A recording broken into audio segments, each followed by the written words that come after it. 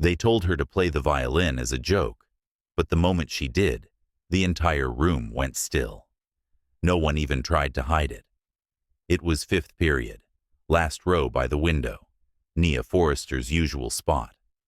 Same silence, same worn violin case, nestled carefully between her knees, as if it were fragile. She rarely lifted her gaze unless her name was called, and even then, she spoke only as much as necessary. Just another quiet kid blending into the background. But that day, she became the center of attention, and not in a way anyone would want. "All right," Mr. Buckley announced, the PE teacher who had somehow ended up in charge of the upcoming school talent show. "We've got open slots. Singers, dancers, magicians, whatever you got. Show us." His voice carried that usual mix of amusement and obligation, like even he wasn't sure why he was making the announcement. Then it happened. Ms. Dorsey, the math teacher, always in the same beige sweater, acting like she ran the place, nudged Buckley and tilted her head toward Nia's seat. "What about our little violinist over there?" she said, loud enough for half the class to hear, her smirk unmistakable. Buckley chuckled without thinking. "Yeah, come on, Forrester. Let's see what that thing can really do. You've been lugging it around all year. Might as well make it worth the wait." Laughter rippled through the room. It wasn't immediate, sharp cruelty. It was slower, creeping in under the guise of harmless teasing. But Nia recognized it for what it was. A dare. Not encouragement, not admiration. Just a joke at her expense. They assumed she either wouldn't notice or wouldn't care. Her fingers tightened around the violin case. She didn't look up. Not yet. In the row ahead, someone whispered something about cat screeches. Another student mimicked a shrill string sound. It spread like spilled paint. Messy, fast, impossible to take back. Ms. Dorsey, still smiling as if she'd just done something kind, added a dismissive, "Just teasing, sweetheart," like it was nothing. That's when Nia finally raised her head. Not at the teachers, not at the students, just past them. "I'll do it," she said, flat, steady, like she was ordering food at a drive-thru. The room fell silent. Even Buckley blinked. "You serious?" Nia didn't answer. She didn't need to. Instead, she slid the violin case off her lap, set it on the desk, and picked up the clipboard that was being passed around. No hesitation, no eye contact, just her name, Niaforrester, written on the line. Ms. Dorsey chuckled again, but softer this time. Well, that's the spirit, I guess. But behind the forced smile, something flickered. Uncertainty, maybe even discomfort. She hadn't expected Nia to say yes. She had expected her to shrink. The rest of the day moved on like always. Bells ringing, lockers slamming, sneakers squeaking down the halls. But something had shifted, just beneath the surface. Because here's the thing. They didn't really know her. They saw a quiet black girl who barely spoke, who carried a violin to school like she was trying too hard to be different. They didn't know about the tiny third-floor apartment she shared with her mom and little brother, or how she practiced with a towel stuffed under her door so the neighbors wouldn't pound on the walls. They didn't know that violin wasn't just a hobby. It was the one thing that truly felt like hers. And now, they were all about to see it. But just because she said yes, didn't mean she wasn't scared. Her name wasn't the kind people remembered right away. Nia Forrester didn't stand out in the hallways of Toledo Central Middle School. She wasn't loud. She didn't hover by the vending machines.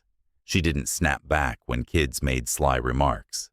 She just kept walking, violin case always in hand, shoulders slightly tense, as if she had learned to take up less space than she deserved. But if you followed her home, if you walked the 4 blocks from school, passed under the faded mural on Collingwood Boulevard, and climbed the crooked stairs to apartment 3C. You'd see the real Nia. Not the girl who barely spoke in class, but the one who existed inside a storm of sound. The violin case clicked open the moment she shut the front door. No snack, no TV, just her music, and the peeling wall of her shared bedroom. Her mother's voice carried from the kitchen. "That you, baby?" "Yeah." "You eat anything yet?" "Not hungry." "You should eat. Don't make me come in there." Nia smiled, just a little. Her mom always said that. She meant it. But she never came in. Not when Nia was practicing. Her mother, Nia Forrester, worked nights, cleaning offices downtown. She left every evening at 6:30, right after dinner, and didn't return until just before dawn. Nia knew she was exhausted, but she also knew her mother listened, always, from the other side of the wall. That was the rule. No speakers, no headphones, just raw sound. If Nia played out of tune or lost her rhythm, her mother would tap the wall 3 times, a quiet signal to start again.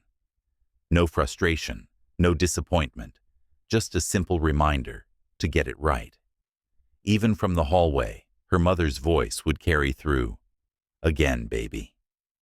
Most nights, Nia practiced until her fingertips were numb. Her violin wasn't anything special. It bore the marks of time, scratches from previous owners, a loose peg that constantly needed tightening, and a bow frayed at the edges like an old shoelace. But when she played, it spoke, it sang, it wept, it screamed, it whispered. It was the only way Nia knew how to truly express herself. She had started playing at 7, inspired by her grandfather, who had once played the blues on a battered old fiddle. He had passed away when she was 9, but she still remembered his laugh, the way his fingers moved effortlessly across the strings, and the words he had always told her. "Let the instrument tell your truth when you can't." And so, she did. At school, few appreciated it. When she practiced during lunch, kids rolled their eyes. Teachers smiled politely but never asked about it. At least, not until that day. Not until Buckley and Dorsey turned her violin into a joke. But what they didn't know was that Nia had already been preparing something, a piece of her own composition. It was a blend of classical and blues, filled with raw emotion. It had no title because it didn't need one.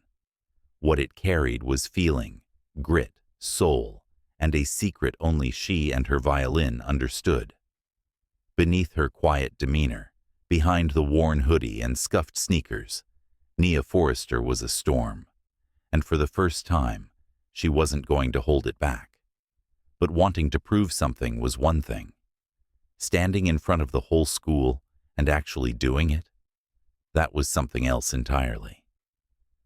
The next morning, the sign-up sheet for the talent show was posted by the front office window, right beside the old vending machine that never worked.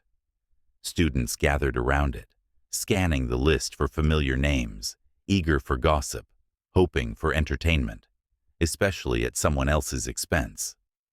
Nia's name sat quietly at number 16. Some squinted, unsure if it was a mistake. "Who's Nia Forrester?" someone asked, chewing on the end of a pencil. "Oh, that girl with the violin," another replied. "Never talks. Probably gonna play 'Mary Had a Little Lamb' and cry." Laughter. Always laughter. Nia didn't react. She walked past them as if she hadn't heard. But she had. She heard every word, tucked them away, let them settle inside her like fuel. At lunch, Mr. Buckley lingered near the basketball courts, only half invested in the names on the list. "Talent show's on Friday," he called out. "No turning back now." He spotted Nia at the edge of the yard, tuning her violin in her lap. "You ready, Forrester?" he asked, grinning. She looked at him, not with hostility, but not with warmth either. Just a steady, unreadable gaze, like he wasn't worth the effort of a response. Buckley raised his eyebrows and moved on. In the teacher's lounge, Ms. Dorsey sipped her coffee, flipping through the list of performers. She frowned when she reached Nia's name.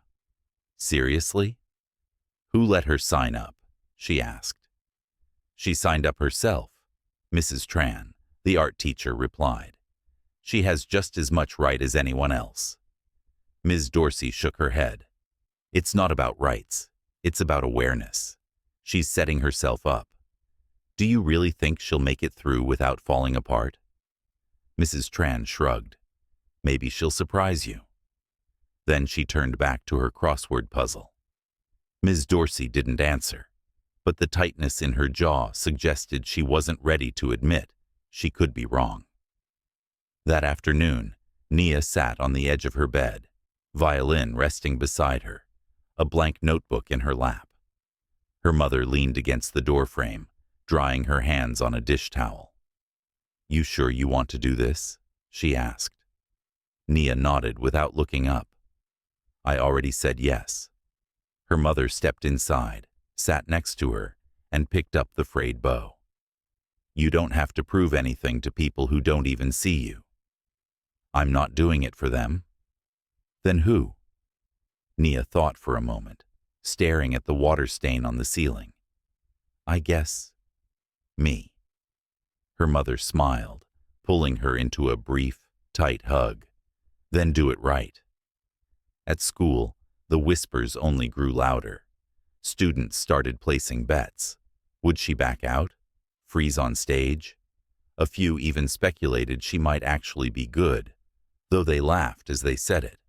Only one person genuinely spoke to her, Malik, a quiet 7th grader who played piano after school. He caught up with her near the library. You doing something original, or a famous piece? He asked. Nia blinked. Original. He grinned. Good. Give them something they can't compare to anything else. She didn't smile back, but she nodded. Once. That was enough. Friday arrived before she knew it. The stage was set in the gym. Folding chairs, scuffed floors, a squeaky microphone. Parents would arrive later, but for now, it was just students and teachers. One by one, performers took the stage, singers, dancers, a kid telling knock-knock jokes. The crowd clapped, sometimes politely, sometimes just out of obligation. Phones were out, recording everything, waiting for someone to mess up. Nia sat backstage, her violin resting across her lap, fingers tapping lightly against the wood like a secret code. Number 16, her number. But when they finally called her name and she stood up, no one was prepared for what was about to happen. The hallway outside apartment 3C always carried the scent of old carpet and reheated noodles. That was what Nia came home to every day, along with silence, except for the sounds she created herself. The moment her backpack hit the floor, she reached for her violin. No snacks, no scrolling through her phone, no distractions, just music, over and over again. The piece she had chosen didn't have a title. It didn't need one. It started soft, just a few delicate notes, like something slipping out from beneath a locked door. Then came the shift, the moment that pulled listeners upright, demanding their attention. That was the part she had worked on the most, the transition. Her grandfather used to tell her, make them feel like they've been through something real. Then, give them peace. Most nights, she played barefoot on the carpet, her toes curling whenever she missed a note. She didn't use sheet music. Every note was inside her head, her hands moving as if they had been playing for decades. But it wasn't easy. The bow was fraying at the ends. The E string buzzed if she pressed too hard, and the bridge leaned slightly to the left. Every few hours, she had to retune the entire instrument. Still, she never complained. One evening, her 6-year-old brother Miles, always full of curiosity, watched from the doorway. You gonna win? he asked. Nia shrugged, her bow never pausing. Why don't you play happy songs? He added. She hesitated, then looked at him. I do. He scrunched his nose. They sound like crying. Sometimes happy and sad sound the same, she replied. He didn't understand, but he nodded anyway and wandered off. Later that night, her mom, Monica, arrived home, dropping her keys onto the kitchen counter. Her feet were swollen, her uniform smelled of bleach. You're still at it? Nia was stretched out on the floor, her violin lying beside her like a sleeping pet. Almost done. Monica stepped over her, disappearing into the bathroom. When she returned, she carried a damp towel and sat down beside Nia, gently pressing it against her hands. You push too hard, your hands will give out, she warned. They already feel numb. Exactly. They sat in silence, not the uncomfortable kind, but the kind that only comes from knowing someone your whole life. You sure about tomorrow? Her mom asked. Nia didn't blink. Yeah. Monica studied her daughter, the steady eyes, the squared shoulders, the trembling fingers. Okay, she said, then make them listen. The morning of the show, Nia barely ate. A dry slice of toast, a few sips of water. Her hands felt stiff, so she stretched them over and over again on the way to school. When she arrived, the gym was already filling up, the air thick with the scent of floor polish, and too many bodies crammed into folding chairs. Peeking out from behind the curtain, she saw entire classes, teachers, staff, even the assistant principal standing near the back, with a clipboard, and phones, everywhere. It wasn't nerves that hit her, it was heat. Her face flushed, her fingers trembled, her stomach flipped. 16, someone whispered backstage. She's number 16. The whisper seemed louder than it was. Nia found a quiet corner and sat down, her violin resting across her knees. She closed her eyes. She didn't think about Buckley or Dorsey. She didn't think about the kids waiting to laugh. She thought about her mother's towel-wrapped hands, about Miles watching from the doorway, about her grandfather's words. Make them feel it. That was all she had to do. But it only took 1 second, one crack in her voice, one slip of the bow, for everything to fall apart. They called her name like they weren't sure how to pronounce it. Next up, Nia Forrester. The room didn't react right away. A few awkward claps, some murmurs, a cough, a sneaker squeaking against the gym floor. Backstage, Nia rose from her chair, as if pulled by an invisible string, her violin in one hand, bow in the other. Step by step, she moved toward the stage. Kids in the front row elbowed each other. Some had their phones out already. She reached the center. No microphone.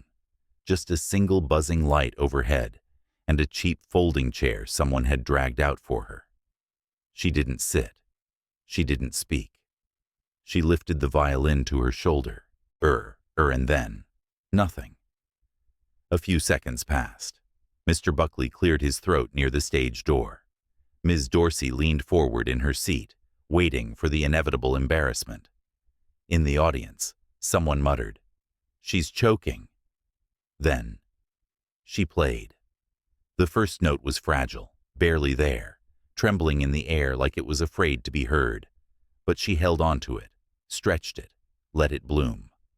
By the time she reached the fifth note, the gym was silent. No whispers, no laughter, just Nia. The piece didn't sound like anything they had ever heard before. It wasn't a song from TikTok or a movie score. It was deeper, raw, and full of emotion. Her bow moved across the strings, as though she was trying to communicate with her whole body. At first, the music was slow, deliberate, like a conversation between someone hurt and someone healing. But halfway through, it shifted. She bent the strings as though they were crying out, her left hand moving quickly across the neck. The sound twisted, pulled, surged, like something fighting to break free. Her eyes were closed, not out of nervousness, but because she didn't need them open. Everything she wanted to express was coming through the strings. When she hit the highest note, she held it for so long that the air itself seemed heavy. The room forgot to breathe. Even Mr. Buckley, who had been scrolling on his phone just moments before, was captivated. A few teachers leaned forward, maybe confused, maybe even ashamed. Ms. Dorsey said nothing as the piece in the music slowed, and Nia dragged the final note out like an unraveling thread. It didn't fade, it lingered. When it ended, Nia didn't move. She simply stood there, bow lowered, violin resting against her chest like a heartbeat. The gym was completely silent. Then, slowly, a clap from the back. Then another, and another. Soon, the whole room joined in. No one was shouting. No one was laughing. They clapped like they didn't know how else to respond. Some kids looked down at their phones, embarrassed for having recorded her, expecting a disaster. Malik, sitting near the middle, was the first to stand, and soon others followed. Even those who had predicted she would chicken out stood up. When Nia walked off the stage, she didn't smile, didn't cry. She didn't need to. She just held the violin a little tighter backstage. Mr. Buckley nodded at her, trying to act like he had always believed in her, but he didn't say anything.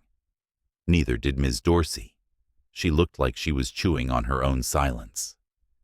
Mrs. Tran met Nia by the water fountain, handing her a folded piece of paper. "You made them feel it," she said softly. Nia opened the note when she reached the hallway. It was brief. "When they don't expect you to shine, shine anyway." Later that evening, her mom waited by the front door. She didn't ask how it went.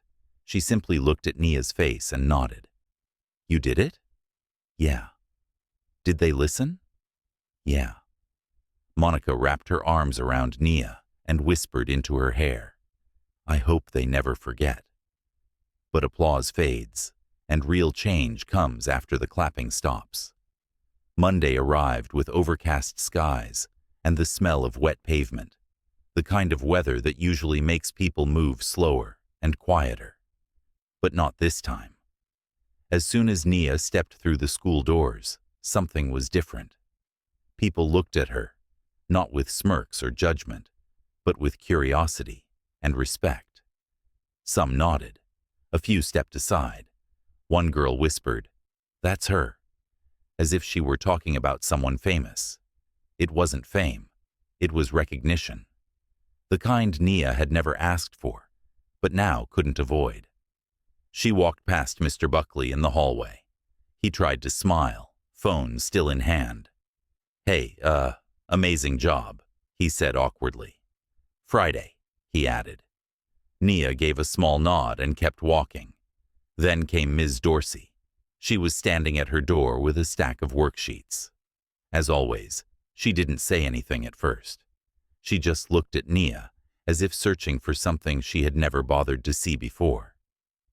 "Miss Forrester," she said carefully, "can I have a word?" Nia stopped, but didn't move any closer. Ms. Dorsey cleared her throat. "I owe you an apology. What I said last week wasn't right." There was a long pause. Nia just looked at her.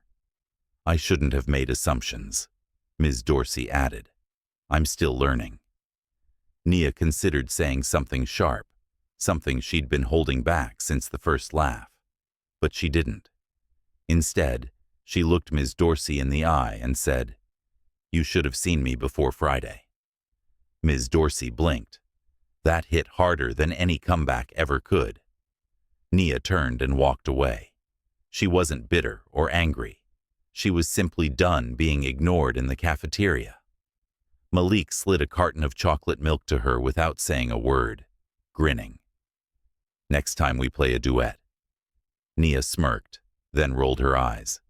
"You're not ready." The sound of her laugh, just that small sound, turned a few heads.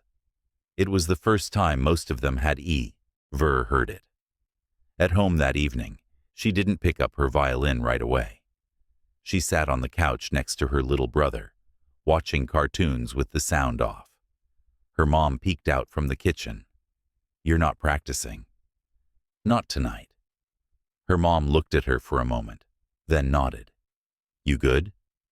Nia thought for a second, then answered, "Yeah, I'm good." Not everyone clapped because they cared. Not everyone who stood up that day changed overnight, but some did. And sometimes, that's enough to start something. Some people won't see you until you force them to listen. So, play your truth anyway.